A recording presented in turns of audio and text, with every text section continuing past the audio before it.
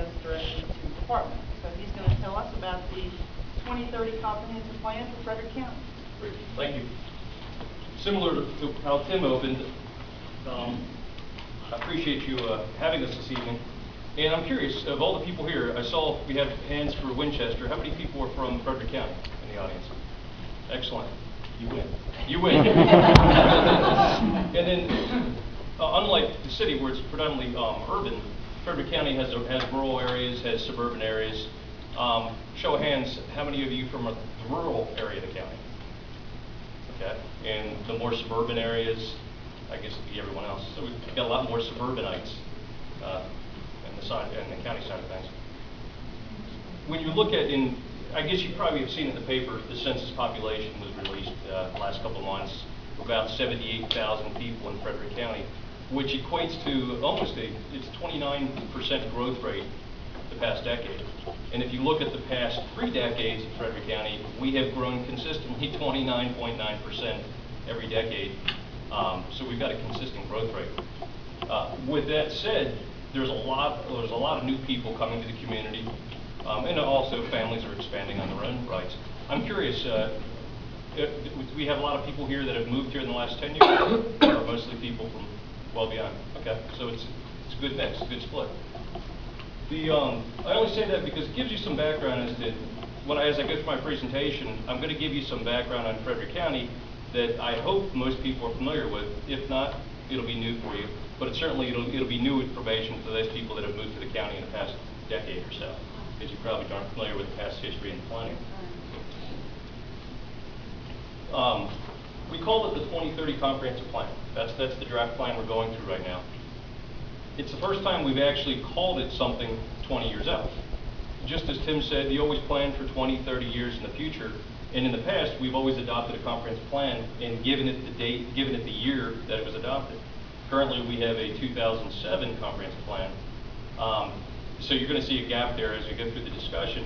We're going to go from a 2007 plan to hopefully adopting a 2030 plan. It's a continuous growth pattern, but we feel like you ought to have a destination, so we have a vision for the next 20 years as opposed to a vision based on today. It's a little psychological, but we think it's better to look into the future with our planning program. Real fast, Frederick County, we've had zoning in Frederick County since 1967, but we adopted our first plan in the 70s. So we started with zoning, and then they came through with the comprehensive plan. And just as Tim noted, he gave you the state code requirements for comprehensive planning.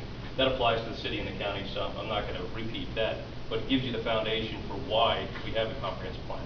The state requires us to have it. We've had it since the mid-70s, and the plan that we have today, the 2007 plan, which is the adopted plan of record, it hasn't changed a significant amount since the late 80s. So this 2030 draft is revisiting everything, and I guess our success stories over the past 20 years, 25 years, and then trying to build upon it. Most of the elements in the draft plan are consistent with what we've been using. The urban development area, the UDA. The county created the UDA in the late 80s, 1988. I credit the board at the time because I don't know the history behind it, but they felt they wanted to create this urban development area. They wanted to create some boundaries so we knew where we would be providing public services. Cost-effective exercise. Don't want to extend water and sewer too far from the central plants because it costs more to maintain it. So you keep your water and sewer limitations in certain areas. Same premise that we're really pushing in the 2030 plan, and you've seen it over the past probably 5 to 8 years, is placing schools where the population is so we can minimize transportation, minimize the use of buses. So those are some of the things that have happened over time, and whether you've been cognizant and actually have seen it, I don't know, but if you've been here for 30 years, you've probably seen the growth that it's been around the city of Winchester, which is where the public services are most efficient to provide. So there's an efficiency balance there that we're always providing. Now, what I'd like to do is give you some quick background. In 2007, we adopted the 2007 Comprehensive Policy Plan. And what we've done over the past 30 years is we're always looking at the plan. But what we said is, let's not do our usual every couple of years, renew, revise the plan, tweak it a little bit. But in 2007, we adopted the plan, and the next thing we said is, let's revisit this whole document, let's rewrite it, let's make sure it reflects the way the community is thinking today. The catchphrase we kept using is we wanted to speak Frederick County. We don't want it to speak Frederick County 20 years ago, we wanted to speak Frederick County today. So in 2007, we started pulling together work groups, making sure that we had citizen participation in the process, making sure that they could review the various aspects of the planning program that we've had for many years, and update it, revise it, make sure it's currently reflecting our mindset. So in 07, we actually created two groups, and the Historic Resources Advisory Board was a standing group that the Board of Supervisors appointed to look at all historical resources and review things throughout the county. I guess we've had that about 20 years now. So that group already existed. So they took on the task of starting to look at Frederick County's history, making sure the comp plan accurately reflected the aspects of history that we wanted to capture. But we also created a natural resources work group. And what that was, the first time we had actually gone that far out. We got people that had expressed interest on, I guess, leading up to that date. They'd come to public meetings or they had done something through development, so we had met them, and they expressed interest in contributing to the program, contributing to the natural resources, identifying them. We had expertise. We had a gentleman he's a consultant to help industry understand environmental protection as far as air quality and all that. He volunteered to participate. We had a gentleman who does a lot of developments and is very cognizant of the environment, so he wanted to offer his services. And we also just had citizens that said, you know, I've seen the community, I think there's areas that we definitely want to protect, so they joined in also. So that's how we started creating the work groups, and it started in 07. And I can tell you that it took, the Natural Resources Work Group was the first time we had actually put together a group of that caliber. People we didn't necessarily know, had different backgrounds, and we met on initially it was probably a monthly basis, then it picked up the pace as we went through it, but they met for over a year trying to figure out what were the key aspects of the natural environment of the community that we wanted to identify, whether it was for preservation or whether it was it was a natural feature, but it didn't mean as much as some of the other features. So that group went through a process to help come up with the ideas that ultimately got put into the draft plan that we're now considering and circulating for comment. Next slide, please. So those two groups, Historic Resources Advisory Group, the Natural Resources Group, they were working on their environmental and historic charters. And then in 2008, the summer of 2008, the Board of Supervisors appointed a rural area subcommittee. Again, that was the result of, there was a lot of issues, you know, everyone's familiar with the development pressures and everything we were starting to see in the community. And there was a lot of concern that there was too much development occurring in farmland being lost. We had very vocal landowners, rural landowners, farm owners, that they were stating, I want to preserve my rights, but I don't like how much development pressure I'm getting around my farm, because indirectly that's putting more pressure on me to let go of my farmland. So the Board of Supervisors put together a rural area subcommittee, which included Planning Commission members, Board of Supervisor members, members of the farming community, and they went through a process. We met for almost every 2 weeks for 5 months, looking at all aspects of rural area growth, making sure that we as a community understood the pros and cons and what was happening in our community and what did we like, what didn't we like. And the outcome of that effort was what we call the RA study, the Rural Area Study Report, which was ultimately adopted in 2009, April 2009, and is a premise for some of the stuff that we're going to talk about real briefly in this book, in the draft plan. So you can see we were constantly building on information. Interesting things, a couple things that came out of the RA studies. Obviously, we had the large landowners participating, and they said, protect my rights, don't touch my density, I like what I have, I've had it for 30 years. So we said, okay, that's fine. They also said, you know, we want some more flexibility. I want my rights protected, but at the same time, I don't necessarily want to subdivide my property, but I'd like to find a mechanism so I can get some value out of my land. What we heard continuously through the process was, my land is my 401. It's my investment, long-term investment. I want to make sure I preserve that.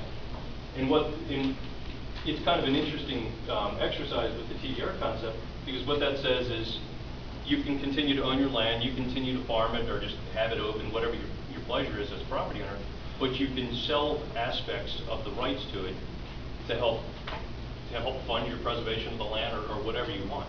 So the idea is you don't have to sell your land to get your money, you can sell aspects of it. And that's why we created the TDR program. And I'll talk a little bit about the TDR later in the process, but that was adopted April 2010, so that was just last year. The interesting thing, as I noted earlier, Frederick County created the urban development area over 20 years ago. We created it. In more recent time, the state has mimicked it and required people to have it. Same game almost happened with TDRs. We were the first jurisdiction in the state to create a TDR ordinance. We did that because we heard the rural community asking for some option available to them to help preserve their land. And that's exactly what it is. It's an option. It's certainly not a requirement. It's just another tool available for a property owner to figure out, if I want to get some value out of my property, do I sell my property? Do I sell my property rights? Do I sell portions of my property? It's up to the property owner to make the decisions, but we wanted to make sure we could come up with as many opportunities as possible so they could have some things to think about when they make their decisions.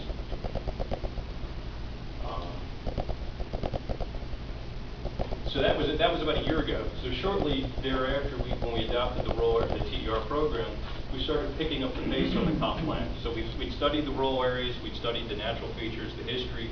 Then we started saying, well, let's get all this, we have all these documents, they're on the web page, but let's create a web page specifically for the comprehensive plan update. So that's about a year ago is when we created, and you get to everything in the county by going to the county's homepage, but we created a web page specifically for the 2030 update. And we've constantly updated it and put links on it to make sure information is out there and available. We also held in April 6th, a year ago, so it's ironic it's a year later, but we established a public meeting.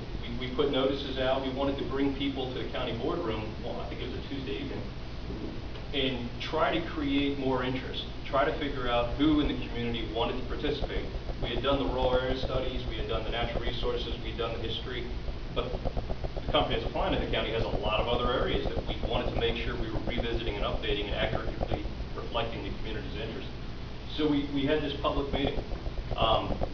We were very fortunate, and we've been very fortunate over the years to have the media very active in everything we do. So, with our local media, WINC Radio, Winchester Star, the Northern Virginia Daily, they attend we constantly notify them when we're having meetings. They do pretty good coverage coming to our meetings, letting people know what's going on. And in the past couple of years, we've had TV3, for those who have Comcast. So TV3's been very, very good in doing some coverage. That's our ABC affiliate here in town. And then also, with Comcast, we have a TV station. So we've been able to use our own county cable to broadcast on. So what we did is we set out in April 2010 and said, let's have this meeting. Everybody come to this meeting. But we also wanted to make sure that we had people that were willing to participate. So when I say we, the Planning Commission chair took it upon herself to, let's try to stir things up. Let's try to get people interested. So she went and started talking to people she knew that, in the development community, in the rural community, in the residential community, all aspects of our community, and started saying, I need some names. I need people that might want to participate in this process. And we specifically invited them.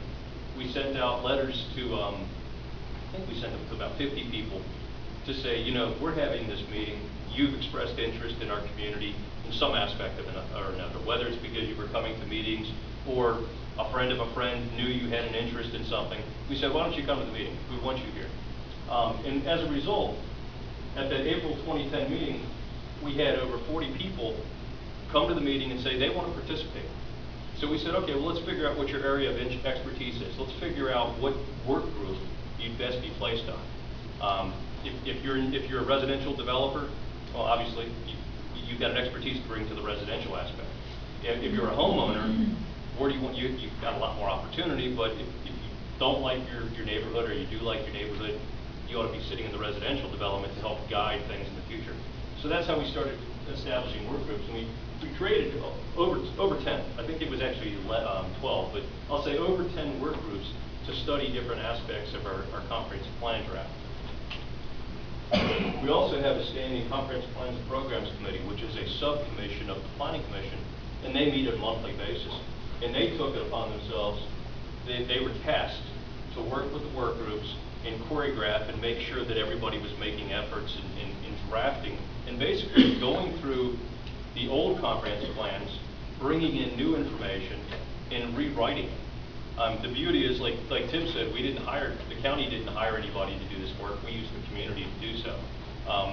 Working with the planning commission, board of supervisors, and my department staff, we worked with groups, but we let them run with it.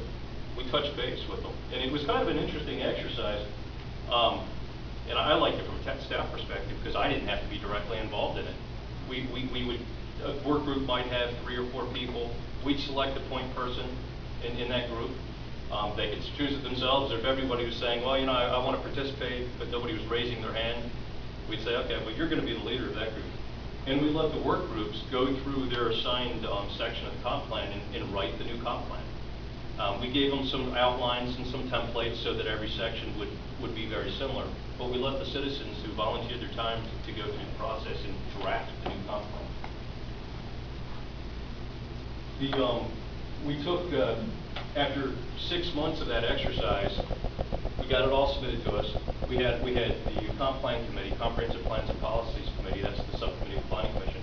They took all the submissions and then tried to tweak them to make sure it didn't read like it was written by 12 different people. We wanted to make sure it read as a single document. And that draft document was then presented at a public hearing in December 2010. It was a very similar exercise that we started in April when we kicked this off. We made sure that draft document was on the web a couple weeks prior to the meeting. We made sure the media knew it was happening. We had advertisements in the paper. And we actually took this one step further. We did it on December 15th, which was a Wednesday night. Every Wednesday night in Frederick County, there's either a planning commission or a board meeting for the first 4 weeks of the month. And I laugh because that means every Wednesday night I'm in the boardroom, so my wife knows where I am.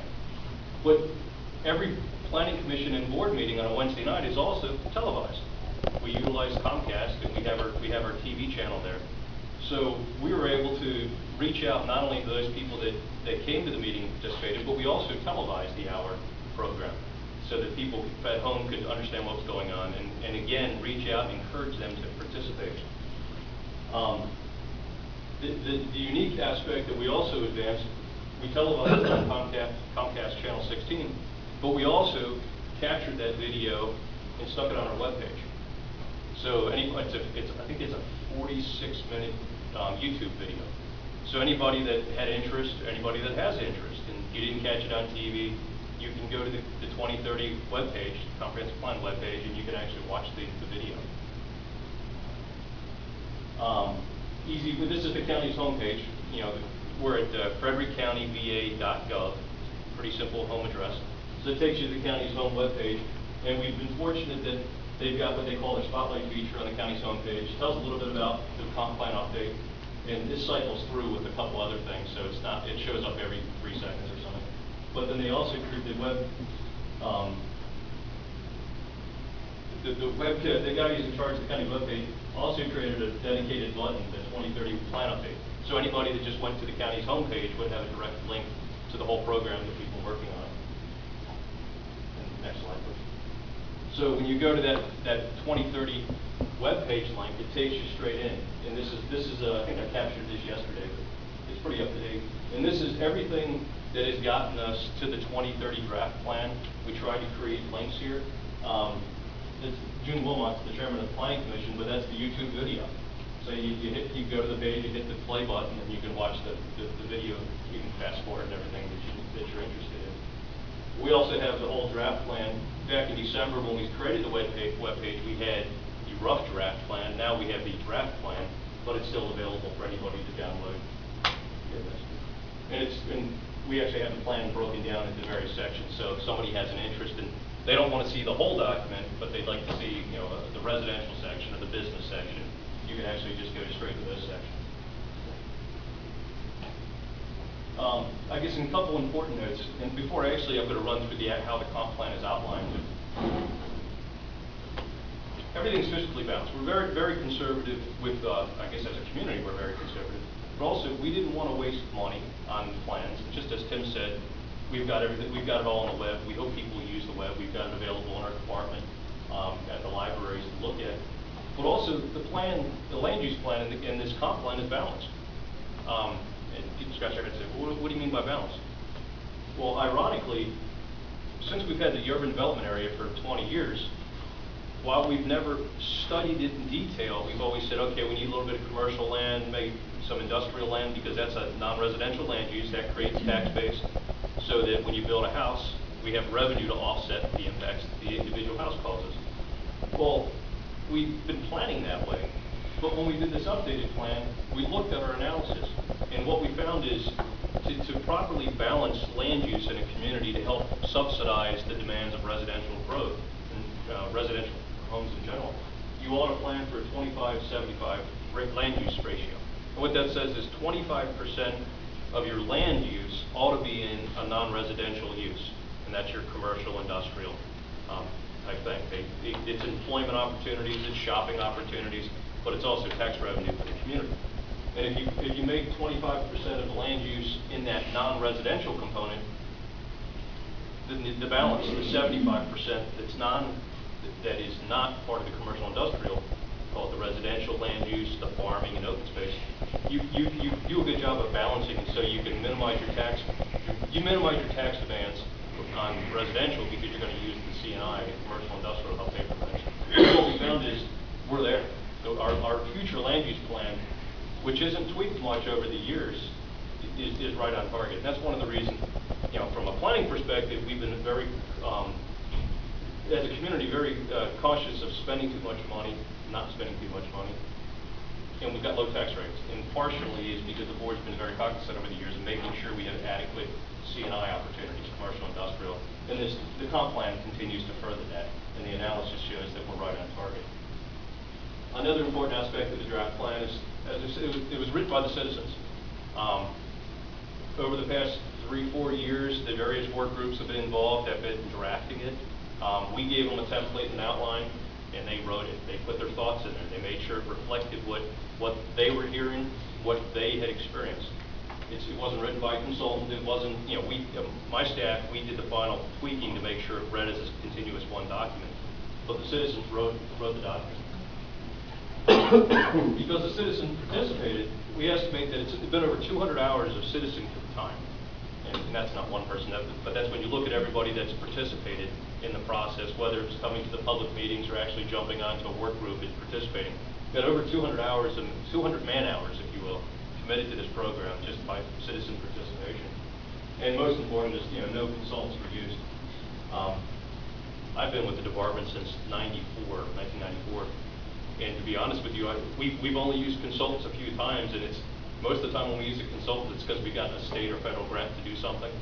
So we've been able to hire somebody to do so, but otherwise we do everything in-house. We try to minimize the use of bringing other people's ideas into the county. We think we can do it ourselves, get the citizens participating, make sure we represent the residents of our community, let it be their voice. And then technology. Just as Tim says, you don't want to reproduce documents if you don't have to, but you make sure everything's available. So using the website to disseminate the information on our webpage, it's still active today. You can sign up to be on the listserv, so that we can start sending out updates on the listserv as something happens. If we have your email. And we will also always work with the local media to make sure they're aware of what's going on, so they can then report it out through their newspaper, radio, to make sure that everybody's aware of what's happening. And all efforts, from the plan creation to its actual implementation, is all targeted to minimize the impacts, minimize the cost to taxpayers. I think that's extremely important, not only in today's economy, but generally. You got to minimize those impacts. So with that gives you some quick background. Now I'm going to run through this real fast. This was done last week, and I recognize some of the faces, so I don't want to slow down too much. But this is how the draft plan. I told you how we got there, but this is how it's actually being formatted, so that you can disseminate the information, people can learn about it. It starts out with a purpose, It's actually sectional, so that's the first section, this is the second section, and then these are two additional documents. The purpose of the plan talks a little bit about the state code requirements and why we're doing it. Planning for, looking out for Frederick County's future, 20 years, 30 years out, making sure we understand what we want as a community. In terms of land use, but also public facilities, schools, water and sewer, all those aspects we try to touch on. It's a long-term vision. We outlined the core values. The Board of Supervisors adopted a statement a couple of years ago. Actually, let me read it to you because I don't have a slide for it. But we use this as a basis for as we put it together. The Board of Supervisors vision statement states, ensuring the quality of life of all Frederick County citizens by preserving the past and planning for the future through sound fiscal management. The ongoing fiscal management reference. It's in the mindset as a community, it's in the mindset of the long-range plan for our community also. And then we talk about implementing the plan. I apologize, Tim, because I didn't catch it in your presentation, but does everybody understand the difference between comprehensive planning and zoning? Because they're actually two different exercises. Comprehensive planning, which is what we're talking about this evening, is sort of setting the vision for where we want to go in the future as a community. And zoning is one aspect of how you achieve that comprehensive plan.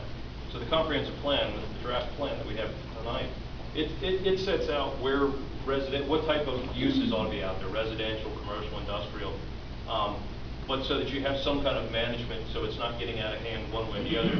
The zoning actually is there to help implement it. In Frederick County, just like a lot of jurisdictions throughout the state, you guys do proffers too in the city. Yeah, the state allows us to do proffers. And what that says is if somebody wants to do a project that's going to be a fiscal drain on the community, typically a residential development, there's an opportunity for that developer to say, I'm going to offset the impacts that my house is going to create through proffers. I'm going to make sure the county gets money so that taxpayers don't have to pick up the burden that this new house is creating. So that's part of the implementing the plan process. The main plan, and then these two. Let's jump ahead. Let's jump into the main plan. Frederick County, we call it the urban areas, but really that's everything right within our urban development area. So it's going to be the area surrounding on the east and north side of the city of Winchester. So we have a section on the urban areas, the rural areas, the residential development, business development, transportation, public facilities, natural resources, historic resources. You're starting to see these are the groups, the work groups that we talked about earlier. They wrote each one of these sections. Next slide, please. When you get into the business development, we found that was kind of a broad statement. Business development is basically everything non-residential.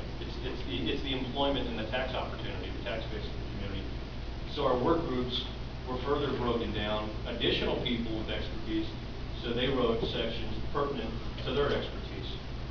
Office, industrial, retail, tourism, and a new thing that we put in the comp plan is ag business.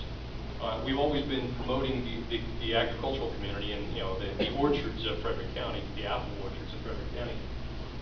Well, as we went through the rural area studies, and we had the farming community involved and large landowners involved, they talked about you don't just grow an apple. You've got to have a business to process it. What are you going to do with it?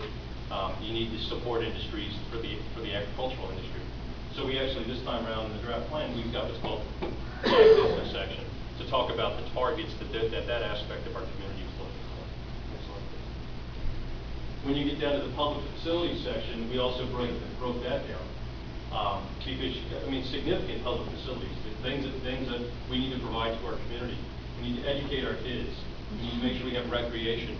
County's Parks and Recreation, I don't know how many people actually participate in it, but the county's Parks and Recreation Department is very active. Not only do they manage some park land that you can go and enjoy, but they do a lot of programs, whether it's trips out of town or just using our facilities in town. So we wanted to make sure that we had their vision captured.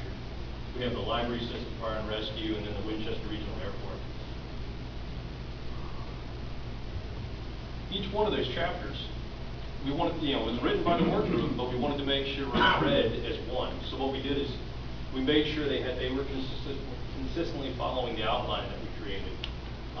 We felt that when you start looking at the way the Frederick County Comprehensive Plan had been designed over the past 20 plus years, we felt like it was dragging on. It didn't get to the vision. It didn't specifically speak Frederick County. So this time we said, let's do it in a more organized fashion, so that when you read it, we want it to be a very positive document. We want it to say, we enjoy Frederick County. We want to continue to prosper. We want Frederick County to be a place for people to live and enjoy. And the easiest way to get there is to make sure it had a format. So anybody that was reading the book, and whether it's a citizen reading the book or a business coming, looking at the area to relocate, we wanted them to be able to turn to the section that they had interest in and know what aspect that they can go to and read it as quickly as possible. I will tell you, when we set out to do this, we were hoping it would be half this width. We wanted a much smaller document. But when we started having the work groups working on it, they just kept coming up with more things that, that we have to have this. This accurately reflects the community. If you don't put it in the document, you're going to be sorry, because we think it ought to be in there. So it got a little thicker than we expected, but we think it appropriately reflects what people were saying, people were hoping for in our community. Next slide, please. Okay, so we have, the way we've broken down the draft plan is we've got the main document, which is a rewrite of vision and ideas, and then we have our appendix. What Frederick County has done over again, since '92, we've done small area studies, not unlike what the city has done with, the north, south, east, west quadrant studies. What we have done historically is we have reviewed, and we've got 11 of them at this point, we've reviewed areas of Frederick County, which predominantly in the urban areas of the county, because that's where the land use, that's where you have the more different land uses going on. You want to make sure everything's meeting and working together. But we've had 11 study areas. So what we're doing is, we didn't reinvent them. These are things that we've done since '94 was the first time it was adopted. So Appendix 1 captures all of those 11 land use studies to make sure that nothing's obsolete. We're bringing it forward. But this section, aside from making sure that we had some consistency in the appearance of the maps, we didn't rewrite any of these plans. They previously adopted, and we wanted to continue to thrive with the comp plan. And then the second appendix we have is all the background information that we could come up with and feel that went into the consideration when drafting this document. We wanted to make sure that there was a simple document that captured all the background to help explain how we got to the 2030 plan. Now, last week we held the Planning Commission, April 6th, we had the Planning Commission public hearing. Right now we're scheduled to go to the Board of Supervisors and hold a public hearing on the 27th, which is about 2 weeks from now. So we're hoping we're bringing some, after many years of putting this together, we're hoping we're getting to a point where we've got a document that the community is excited about, and going through the public hearing process is a good opportunity to get those comments. Now, two things that I touched on a little bit, this is going to be my closing slide. The urban development area concept, we're proud of it in Frederick County. And I can tell you that, it was adopted in the 80s. I wasn't here, so I can't take credit for it. But my entire career with Frederick County has been using the urban development area. And from a planning tool, it's been very useful, because it gives people, whether it's a business owner or a resident, gives them a sense as to where things are going to be in the future. I want to live out in the open lands. I don't want a bunch of houses around me. Well, stay outside the urban development area. Or I want to be in an area where I might be able to walk to a store. My neighbors will be close by. I want a townhouse, whatever the case is. Okay, let's look for a house in the urban development area. It's a good tool from that aspect. Plus, it helps water and sewer, reduce water and sewer costs, to make sure we're not having the sprawl with the public utilities. And then the transfer development rights program. Over the past couple of weeks, I've heard some confusion of what a TDR program is. So what I want to do is just give you a real quick 101. The TDR program is an ordinance that we adopted, which enables a property owner, doesn't require him, doesn't force him to do anything, but it enables him to say, I'm going to sell the development rights off my property. And it also enables somebody to buy the rights. So I guess you would say you've got somebody that's selling the rights, and that's the person who wants to preserve their land. And then you have someone that's buying the rights, and typically that's got to be somebody that wants to develop land somewhere else in the county. So someone asked me recently, well, what, actually I had somebody come in Monday and said, I've got 400 acres. I don't want to develop it. What else is available so I can try to capture some value? If you don't want to develop it, I guess you could try to get a conservation easement on it, get a tax benefit, or this is available to you. And he was really excited about the TDR. because he said, you know, I can figure out how many development rights I have on my property, and instead of subdividing it, I can just make those development rights available on the free market, and somebody can buy them from me. And at the end of the day, I still have my farm intact. So he was excited about it. He said, well, how much is a development right? How much am I going to get? Well, it's not up to me. It's not up to the county. It's a private transaction. If you're committed to selling a development right, and you find somebody that wants to buy the development right, those are the two people to figure out what it's worth to them. They do their own negotiations. The county's role is solely to say, we're going to track it. So we're going to make sure if you sold your development rights, we're going to make sure that we know who has them, where they're being applied, and we're going to make sure that you don't develop your property because you've sold your rights to it. So it's a tracking mechanism on my behalf and the staff part, but the value of the development rights is driven by the seller and the buyer. We're going to be cognizant, we're going to watch the process, but we're not part of the negotiation. We don't set the values on it. It's solely driven by the property owners and their personal interest. And I think that concludes I was going to say brief overview. I may have spoken a little too long, but I wanted to give you as much information as I could find to capture a quick, an update as to how we got to where we are today, and also point out that we didn't just do it overnight. It's an ongoing process, and we tried to reach out as much as we could to the community to get as much input as possible. I'm pleased to say I can look around the audience, and I do see a couple faces that I'm familiar with over the years. So that makes me feel good. That means people have an interest and have been paying attention and participating in our process. And I guess I should have started out this way, but I neglected Mr. Schickles here, and I don't know if anybody knows him. I don't know if everybody knows him, because if you're not from Frederick County, you may not have had to deal with him. But Mr. Schickles, the chairman of our board of supervisors, it's important to recognize him. With that said, I'd be happy to answer any questions. Yeah, I think we're just going to open it up to questions directed to Mr. Dumas and to Mr. Lawrence. Jack? Yes, a little more clarification on these transfer of development rights.